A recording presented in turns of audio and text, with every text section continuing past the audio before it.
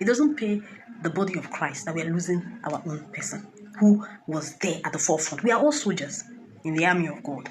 So it's like a soldier who falls. So he knows that God will bring him back. So there was prayer going on in his head. They were pouring prayer steadily, regularly on him. These people committed themselves to say, we will stand in the gap until this man returns back. Now, I think there was a time I heard, I can't confirm, but I think there was a time I heard that he returned back. Maybe not to CPM, but he returned back to his senses, came back to his wife, came back to his children. Now, that is from the place of love. I know two particular people. One is a Nigerian preacher, and the other one is an American preacher. They are very good when it comes to talking about the ills in some churches. And they will mention, oh, this person did this person did that. And some people feel that, oh, you're just criticizing. Why are you always criticizing? And I say criticism is relative. Criticism is relative. Yeah, there's a criticism that is positive, like a positive feedback to you, and there's a criticism that is negative, like you're trying to pull people down. But I feel when we give such feedback to fellow Christians or fellow preachers or fellow ministers, we should do it with love.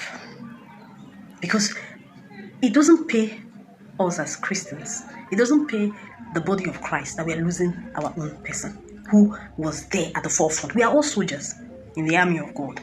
So it's like a soldier who falls. Have you watched more movies? You see where a soldier falls, is wounded, and his other fellow soldiers will rally around trying to carry him. We'll do this together. So in the Christendom, because we are soldiers, we are army, we are part of Christ's army. What do we do when a Christian falls off from faith? When a Christian backslides, do we go out and say, rejoicing, as if we are rejoicing that the person has left?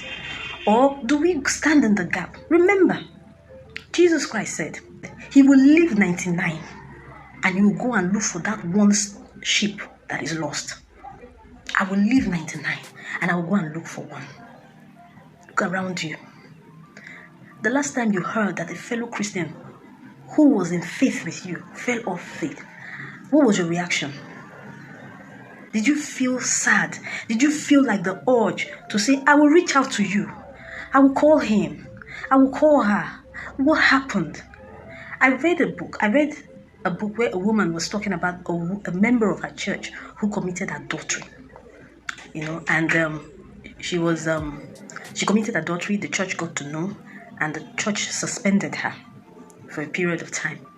And this particular author said she took it upon herself to continue visiting the lady who was under suspension, and that in her visit, she thanked God that she visited her. She kept on visiting and putting her in prayers, because she realized that when she went to visit her, that she was so ashamed of what she did. But at the same time, she had decided that she was going to leave the Christian faith completely. That, she had brought a lot of disgrace. But in her visit, she kept encouraging her and said, no, serve the punishment, but we want you to come back. She said, are you sure? She said, yes. So the way she showed her love was what encouraged her to come back to faith after she had served her punishment. And she came back and remained faithful. Anybody could make mistakes. Any of us. And so when you have that ministry of, I want to correct people, this person, I'm going to correct you for doing this one, I want to give you my own criticism, positive. Remember, it is allowed. It is actually allowed, because you said the Bible is a complete book. The Bible is a complete book.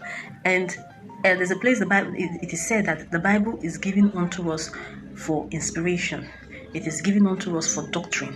It is given unto us for reproof. It is given unto us for correction, right? So we can be corrected, but it has to be corrected in love.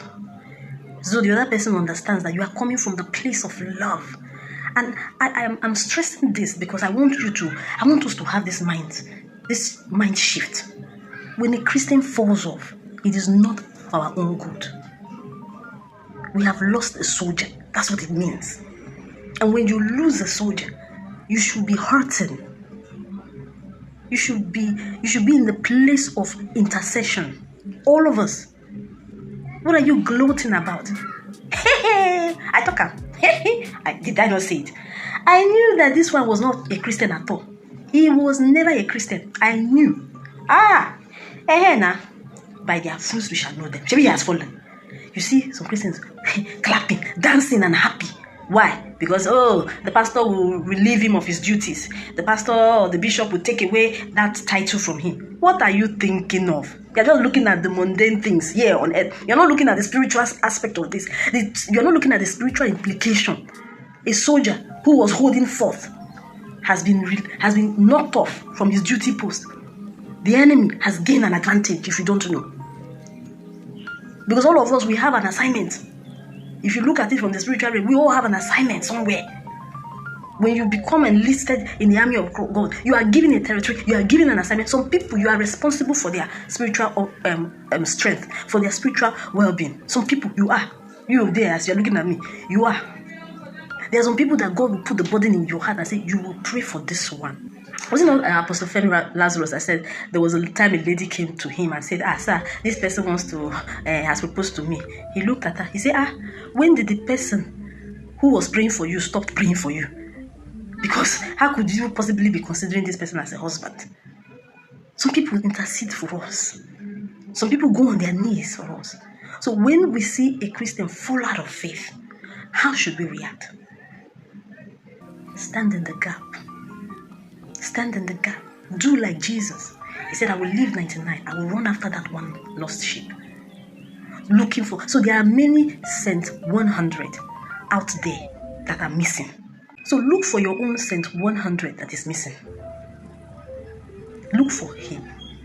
Intercede on his behalf. Stand in the gap on his behalf. Cry unto God and say, until he comes back, I will not stop praying. Do the much you can do. Reach out to him. Call him. Call her. I round up this conversation with something that happened in my office last year. One of us committed a fraud, and this person used to be the person that usually led our first meeting of the year. He used to lead in prayer, praise, and worship when we come together. In the office, it was like our pastor. People call him pastor. And then this guy committed a fraud. When I found out that he committed that fraud, I broke down. Yes, he went through to some extent the prosecution and all that. He did, And one of those days, I remember it was led in my heart to reach out to him, and I called him on the phone. And I asked him, how are you doing? He said, I'm fine, trying to be fine. I said, okay, have you learned a lesson from this experience? He said, a lot. I said, yes. I said, don't forget you're still a Christian. He said, no. I said, don't let this make you give up in your Christian faith. But you have learned your lesson. Use that to teach yourself and to teach others. I said, God still loves you, and you still have assignment to do for God. But I hope this has taught you a lesson. He said, I appreciate, thank you so much for calling. I think that's what we should do.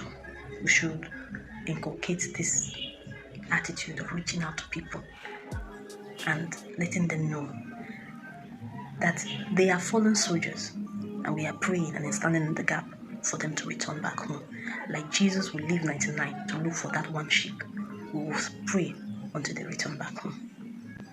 I hope this has really, really blessed you. I hope there will be a mind shift from this conversation that we've had. And I'll be so glad to read your comments in the comment section. Please share your thoughts. All right. It is my earnest desire that these words find expressions in your heart. Keep serving God intentionally, and I'll see you at the other side of victory. Daalu.